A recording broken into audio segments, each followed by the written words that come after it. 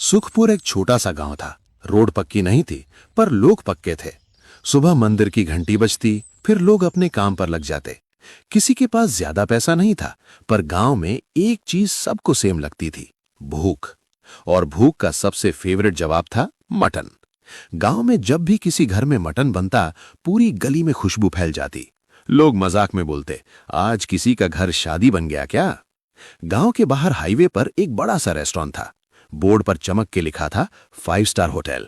गांव वाले उसके सामने से गुजरते, पर अंदर जाना उनके लिए सपना था। एक दिन राज अपनी साइकिल पे दूध के डब्बे ले जा रहा था। उसने मेन्यू बोर्ड देखा और रुक गया। अरे, ये मटन कढ़ाई 650 रुपए की। इतना तो मेरे घर का पूरा हफ्ते का खर्चा है। भाई ये लोग मटन नहीं नाम बेचते हैं। प्लेट के साथ ईगो फ्री मिलता है। राज कुछ देर तक बोर्ड को देखता रहा। उसके दिमाग में एक ही बात चल रही थी, गांव के लोग मटन पसंद करते हैं, पर मटन का स्वाद उनके लिए सिर्फ त्योहार बन के रह गया है। रमन, एक दिन मैं ऐसा कुछ करूंगा कि गांव का आदमी भी मटन पेट भर के खा सके, बस 10 रुपए में। 10 रुपए? तू मटन की बात कर रहा है या भेलपुरी की? मैं सीरियस हूं, देख लेना। रमन हंस दिया, पर राज का चेहरा सीरियस ही रहा। राज घर आया और अपनी मां सीता को ये बात बता दी। बेटा, सपना अच्छा है, पर मटन सस्ता नहीं होता। तू तोड़ मत लेना खुद को। अम्मा, मैं खुद को नहीं तोड़ूंगा, मैं रास्ता निकालूंगा। राज ने अगले दिन से एक्स्ट्रा काम पकड़ लिया। सुबह दूध, दोपहर में किसी के खेत पर मजदूरी और शाम को छोटा सा स्टॉल बनाने की तैयारी। रमन भी हेल्प कर रहा था, लेकिन उसका स्टाइल अलग था। वो काम करते करते जोक्स मार देता, ताकि राज थक के भी हंसे। भाई जब तेरा स्टॉल फेमस होगा ना, मैं तेरा बॉडीगार्ड बनूंगा। बस सैलरी मटन में लेना। ठीक है, पर पहले स्टॉल तो बनने दे। राज गोपाल बुचर के पास गया। गोपाल काका थोड़े कड़क थे, पर हार्ट से ठीक। गोपाल काका, मुझे मटन चाहिए। मैं गांव वालों को सस्ता खिलाना चाहता हूँ, शुरू में कम, जो भी बन सके। ठीक, पर एक बात, वेस्ट नहीं, मटन की इज्जत होती है। पक्की बात?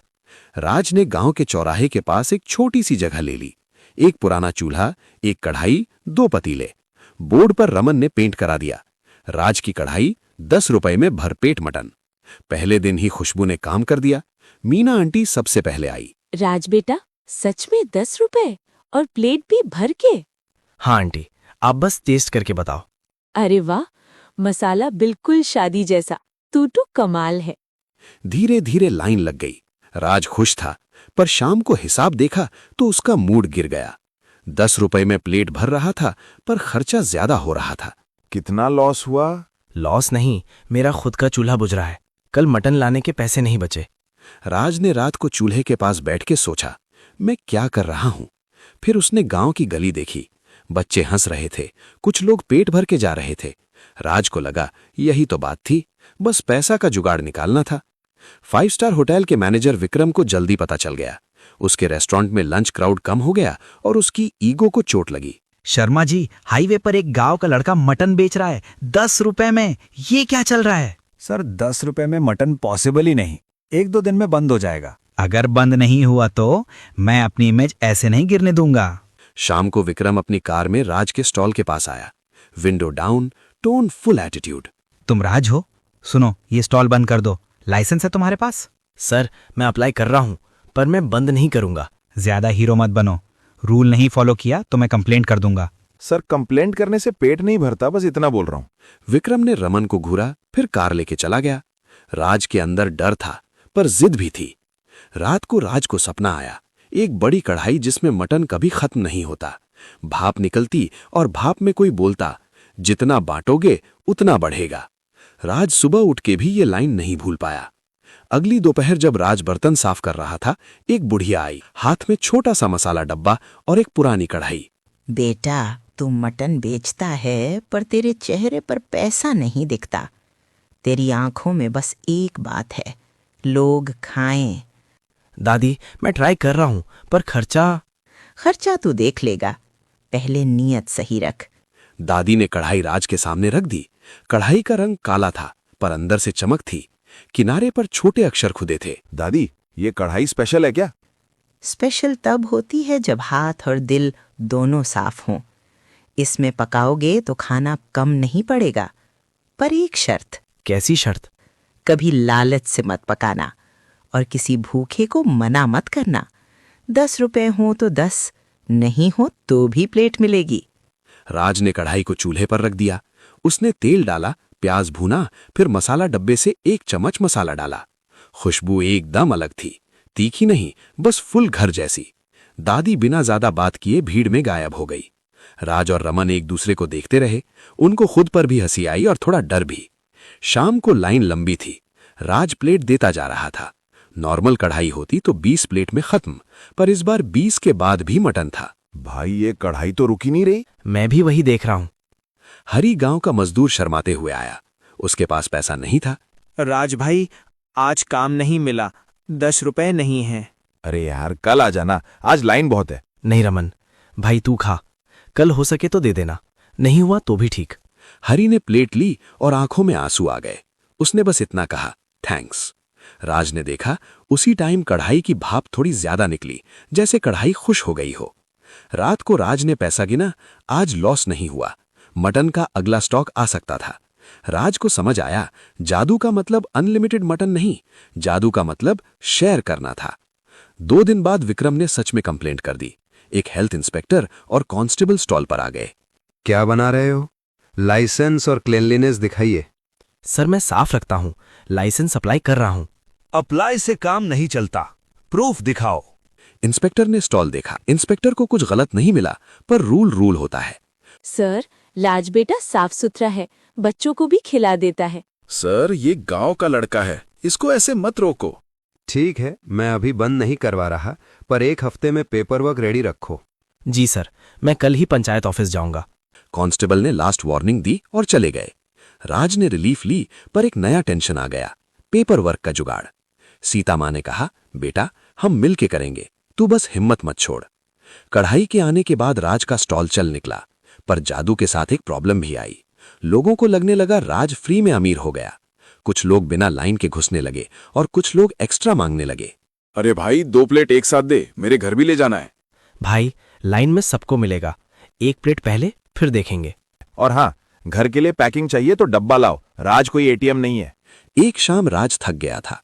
उसके पास 10 रुपए के कॉइन्स भी खत्म हो गए। चेंज का इशू हो गया। लोग चिल्लाने लगे, अरे यार चेंज नहीं है तो मत बेचो, टाइम वेस्ट मत करो। भाई थोड़ा वेट कर लो, मैं चेंज लाता हूं।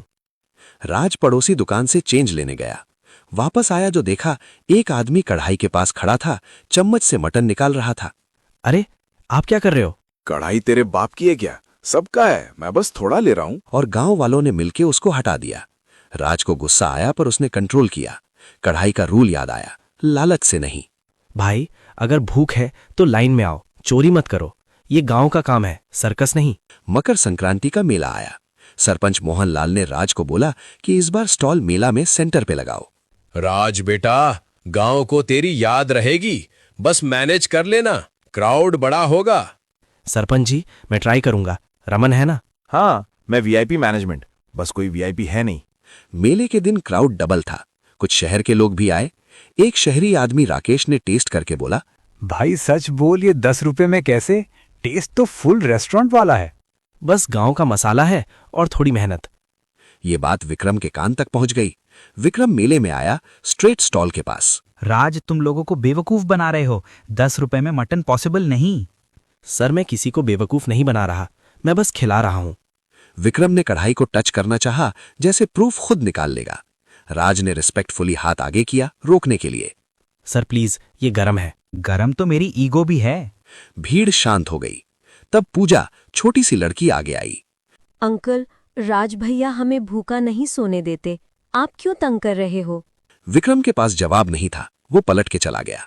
रमन ने धीरे से बोला, भाई बच्ची ने मैनेजर का सॉफ्टवेयर अपडेट कर दिया। मेला खत्म होने के बाद 2 दिन तक बारिश होती रही। गांव की कच्ची सड़क और ज्यादा चिपक गई। राज का स्टॉल चल तो रहा था, पर लोग कम आ रहे थे, क्योंकि भीख के कौन लाइन में खड़ा रहे। उसी वीक गोपाल काका ने मैसेज भेजा कि मटन का रेट बढ़ गया है। शहर में डिमांड ज्यादा थी। राज बेटा, आज का रेट थोड़ा टाइट है, मैं भी क्या करूं, बकरा महंगा आ रहा है। मैं समझ रहा हूं, आप बस इतना करो, जो पॉसिबल हो मुझे दे दो, मैं प्लेट कम कर दूंगा, पर बंद नहीं करूंगा। राज ने रमन से बात की। रमन का मूड बारिश की तरह थोड़ा ऑफ था। भाई प्लेट कम करेगा तो लोग बोलेंगे तू भी 5 स्टार बन गया। इसलिए मैं प्लेट कम नहीं कर रहा, मैं बस आज मटन थोड़ा कम ला रहा हूं, प्लेट सेम रहेगी। देखते हैं। राज को अंदर से डर था कि कहीं जादू फेल ना हो जाए। एक दिन पूजा की मां सुनीता स्टॉल पर आई। उसके चेहरे पर टेंशन थी। सुनीता, क्या हुआ? तू इतनी परेशान क्यों है? आंटी, मम्मी को बुखार है। डॉक्टर ने बोला है कि खाना टाइम पे दो। राज ने तुरंत सुनीता के लिए गरम प्लेट पैक कर दी। उसने एक्स्ट्रा ग्रेवी भी दी, बिना कुछ बोले। बेटा, तू अपना खाना भी तो खा ले। अम्मा, मैं बाद में खा लूंगा, पहले इनका घर संभल जाए। रमन ने धीरे से राज को बोला, भाई तू समझता है ना, लोग इसको फ्री सर्विस समझ के आदत ना बना ले। आदत तब बनती है जब नीयत खराब होती है। ये इमरजेंसी है, और वैसे भी गांव में आज मैं हेल्प करूंगा, कल कोई और करेगा। 5 स्टार होटल में विक्रम को लगने लगा कि सिर्फ कंप्लेंट से कुछ नहीं होगा। उसको मसाले का राज चाहिए था। शेफ शर्मा ने बोला कि टेस्ट में कुछ अलग है। सर, इसमें नॉर्मल गरम मसाला नहीं लग रहा, कोई स्पेशल मिक्स है। अगर वो मिक्स मिल जाए हम भी बना सकते हैं। तो फिर पता करो, लोग टेस्ट के लिए जा रहे हैं। विक्रम ने होटल के एक जूनियर वेटर राजू को बोला कि स्टॉल के आसपास घूम के देखे। राजू गांव का ही लड़का था और राज को पहले से जानता था। राजू, बस देख क्या करता है, कौन सा मसाला, ज्यादा हीरो मत बन। राजू स्टॉल पर आया। उसने राज को देख के ऑकवर्ड स्माइल दी। राजू, तू यहाँ मटन खाएगा? नहीं भाई, मैं तो बस ऐसे ही, मैनेजर ने बोला था देख के आओ। राज को समझ आ गया। उसने राजू को साइड में ले जाके बोला, देखो, तू अपना काम कर, पर चोरी वाली बात मत कर, गांव का नाम खराब होगा। भाई मैं क्या करूं, जॉब भी तो चाहिए। तू जॉब कर, पर मेरी कढ़ाई पे हाथ मत लगाना, और अगर कभी भूख लगे प्लेट यहीं से ले लेना। उसी रात जब स्टॉल बंद हो गया, रमन को कुछ आवाज सुनाई दी। वो वापस मुड़ के आया। 2 आदमी बर्तन के पास कुछ ढूंढ रहे थे। ओए, क्या कर रहे हो? किसका हाथ है ये? राज भी आया। उनमें से एक आदमी बोला, हम बस देख रहे थे। देखना होता तो दिन में आते, रात को आके बर्तन खोलना कौन सा देखना होता है। आदमी भागने लगे। रमन ने एक को पकड़ ली और 2 गांव के लड़के और आ गए। थोड़ी देर में पता चला कि ये विक्रम के होटल के साइड से भेजे गए थे। अब बस, राज को तंग किया ना तो मैं सीधा पंचायत जाऊंगी। कल सुबह मीटिंग। ऐसे ड्रामा गांव में नहीं चलेगा। अगली सुबह पंचायत में लोग जमा हुए। विक्रम भी आया, पर इस बार टोन थोड़ा सॉफ्ट था। विक्रम बाबू, गांव के बीच में आपका होटल है, पर गांव को तंग मत करो। कंपटीशन ठीक है, चोरी नहीं। मैं चोरी नहीं करवा रहा था, मैं बस देखना चाहता था। देखना है तो लाइन में खड़े हो जाओ। गांव का रूल सिंपल है। विक्रम को वार्निंग मिल गई। राज भी कुछ नहीं बोला, बस सर हिला दिया। राज और रमन रात को स्टॉल बंद कर रहे थे। रमन ने फाइनली पूछा, भाई सच बता, ये कढ़ाई का सीन क्या है? मैं तो तेरा दोस्त हूं। मुझे भी पूरा नहीं पता, बस इतना समझ आ रहा है कि जब मैं किसी को मना नहीं करता, कढ़ाई कम नहीं होती। मतलब अगर तू कभी गुस्सा हो गया या किसी को भगा दिया तो? राज चुप हो गया। उसको भी यही डर था। उन दोनों ने डिसाइड किया, कढ़ाई को बिजनेस ट्रिक नहीं बनने देना, बस गांव का काम रहने देना। सीता माँ ने भी समझाया, बेटा, खाना बांटने का नियम सिंपल है। नीयत खराब हुई तो खाना भी खराब हो जाएगा। उसने मन में एक प्रॉमिस किया, मैं इसको शो पीस नहीं बनाऊंगा। कुछ दिन बाद 5 स्टार होटल में क्राउड और गिर गया। विक्रम परेशान था। उसने अपने पिता पंडित हरिशंकर को बुलाया। बेटा, तुम इतना गुस्सा क्यों रहते हो? तुम्हारा होटल चल रहा है, फिर भी तुम्हारा दिमाग शांत नहीं। पापा, गांव का लड़का मेरे बिजनेस को खा जा रहा है। चलो देखते हैं। हरिशंकर जी राज के स्टॉल पर आए। राज बेटा, तुम ये क्यों कर रहे हो? पंडित जी, बस इसलिए कि गांव का आदमी भी मटन खा सके और किसी को भूखा फील ना हो। हरिशंकर जी ने विक्रम को देखा। बेटा, तुमने कभी सोचा है कि तुम्हारा बिजनेस किस लिए है? सिर्फ पैसा या लोग भी? विक्रम कुछ नहीं बोला।